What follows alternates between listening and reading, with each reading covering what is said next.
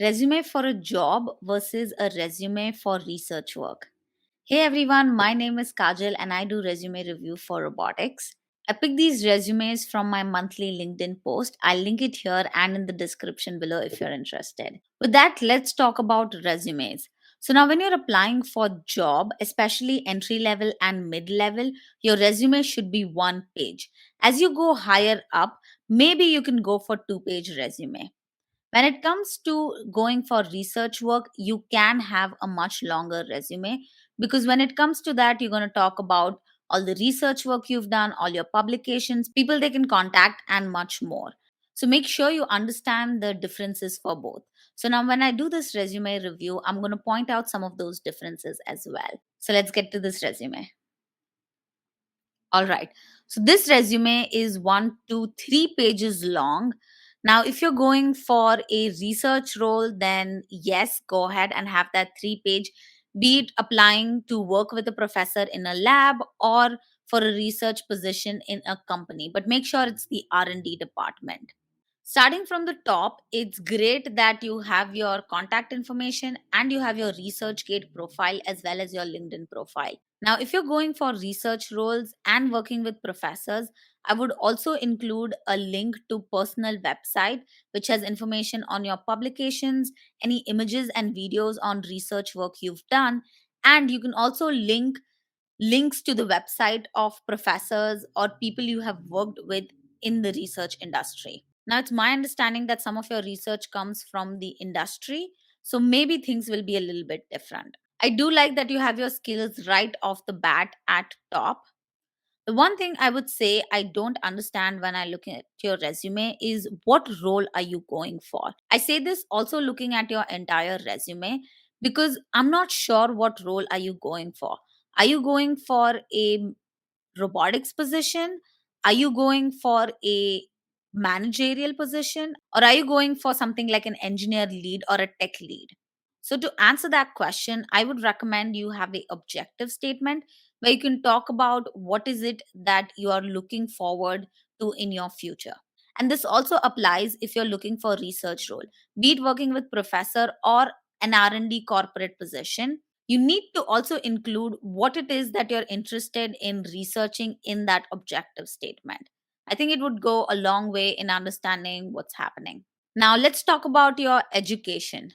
So, in your education, you've mentioned that you're doing thesis.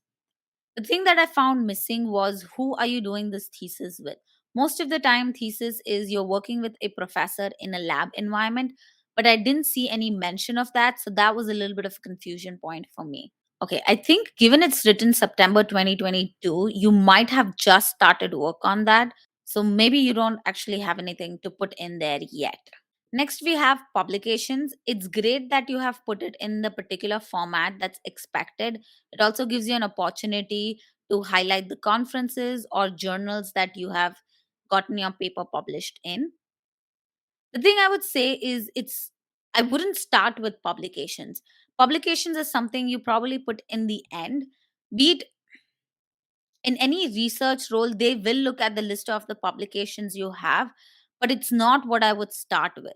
Whenever you're applying for something, your experience accounts for more than saying that, hey, I have 4 publications. I'm not saying that your publications are not important. I'm saying it's more important for you to talk about your work and then give this as a list similar to how you've given a list of your references. Let's get to your professional experience. So, based on what I read, it seems like you come from a medical field. So, again, that's something if you're interested in continuing with, I would put that in my objective statement because it gives the other person a much more clearer picture of who you are and what you're looking for. When it comes to the bullet points, I see a lot of supervisory role because you've mentioned leading couple of times, worked closely with so on and so forth. To be honest, when I look at that, I don't get the understanding of what it is that you contributed. Even if you were a leader, I would say it would be great to talk about how is it that you contributed as a leader, or how is it that you helped the team members that you were leading.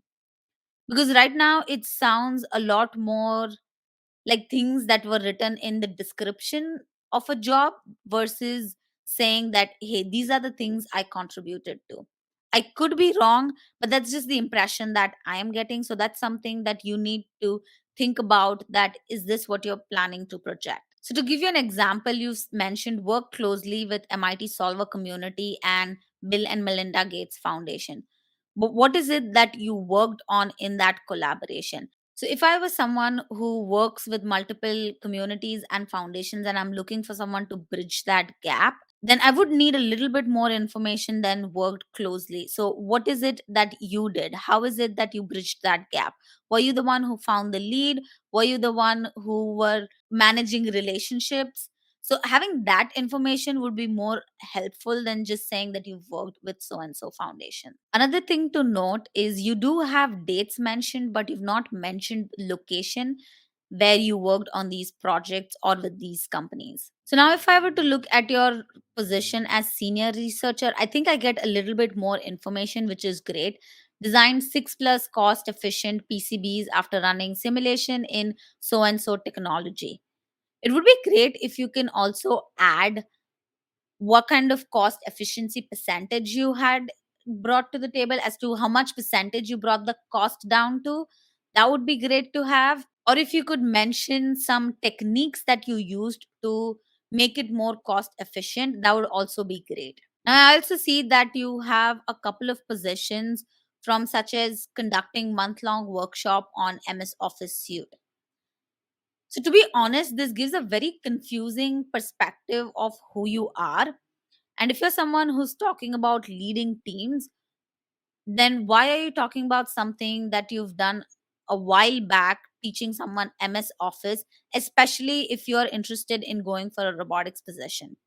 I say this because this actually acts as a negative. If I'm looking at a resume review, which is for a robotics company or a robotics role, and I see someone mention MS Office, I feel like this person didn't get that that is such a smaller piece when the bigger piece is knowing how to code, knowing how to, knowing the algorithms in robotics. So it actually works as a little bit of negative for you. So I would rethink on what to keep and remove from the resume. Remember, resume is not about just listing everything you've done, it's about listing the relevant things for the job or the position that you're applying for. Now, you've mentioned a couple of courses you've done, such as Introduction to Self Driving Cars, Control of Mobile Robots, but I do not see any projects based on those courses. So, if you're someone who's looking to be in the robotics domain, I would talk about those self driving car projects or control projects, such as balancing a inverted pendulum, in my resume way more than just mentioning the courses I've taken. So once again, this is a very confusing resume to me, to be honest, as to who you are, where are you going. So I would say, to be honest, start with what your goal is, and then kind of reverse engineer, saying that, okay, if this is my goal and this is the kind of position I'm going for, then these are the things from my experience which is relevant, and this is what I need to include, and this is what I need to highlight. I do hope that makes sense and gives you a little bit of insight on what you should focus on. Speaking to your last page, I think you have a lot of, again, things that you've mentioned which are no longer relevant to robotics.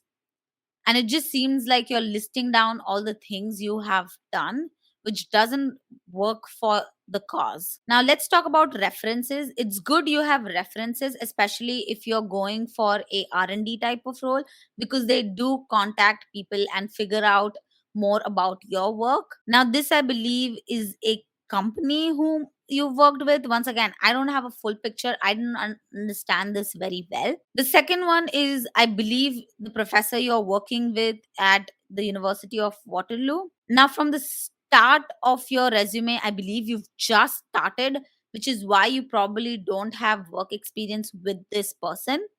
But if that's not the case, then for you to have a reference of a professor and not have something about working with that professor in their lab is something that is very confusing, And that is something you probably need to think about again. My goal with this resume review was to kind of give you the picture of what your resume looks like from the other side of the table for a person who doesn't know you personally.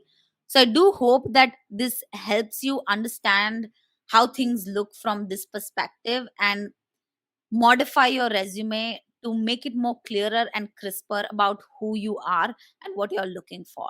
I do wish you all the very best. And if you like this video, make sure to give it a like. And if you haven't already, don't forget to subscribe. Thank you for watching, and I'll see you in the next video.